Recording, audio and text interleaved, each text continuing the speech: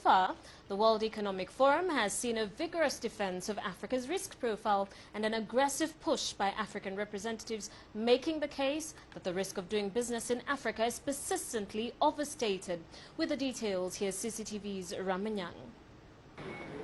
De-risking Africa was the title of the conversation at Davos, and it immediately came under fire. President Jacob Zuma and several other African leaders argue that Africa's problems with risk are more about perception than actual facts. I think there's evidence that Africa is growing. There's also evidence that African leaders have collectively come together to do things that is going to make Africa to move forward. We have collectively dealt with the issue of democracy in the continent of Africa. We are entrenching democratic rule. This viewpoint was echoed by Rwanda's President Paul Kagame. While more elections have certainly been held across Africa and power has moved from one government to another peacefully in several countries, democracy still does face its challenges. In Mali, for example, a combination of a military coup, long-simmering disenfranchisement of the government in Bamako and military intervention in the ouster of Libyan leader Muammar Gaddafi in neighboring Libya led to the overthrow of a civilian government and now French-led military intervention.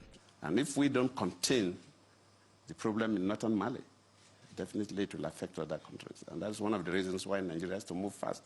With average projected growth rates of 5%, African representatives at Davos are keen to market African economies as the key frontier market to do business in. Nigeria's agriculture minister, for example, is seeking the investment needed to turn the country from Africa's largest rice importer to being self-sufficient in the crop. And he's not the only one who's in Davos seeking business opportunities there. We are looking forward to having this commodities exchange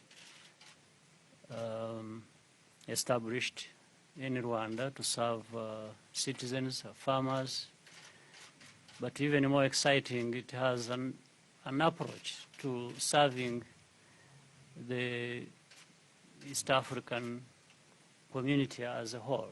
But were investors convinced by the pitches they heard? Companies on the continent predictably are more concerned with immediate problems like a lack of infrastructure, roads, rail links and stable, affordable energy supplies. But political jitters are never far away. In Davos, President Zuma said his government is, quote, not making any threat to anyone. This reconciliatory tone was aimed at mining companies, and it came after the ANC attacked restructuring among mining firms as cynical and dangerous, with the party's Secretary General then threatening to review the mining firms' licenses. It wasn't enough, however, to stop the rand slide against the American dollar, which dropped to a 4-year low past the psychologically important 9 rand to the dollar mark. Ramanyang, CCTV.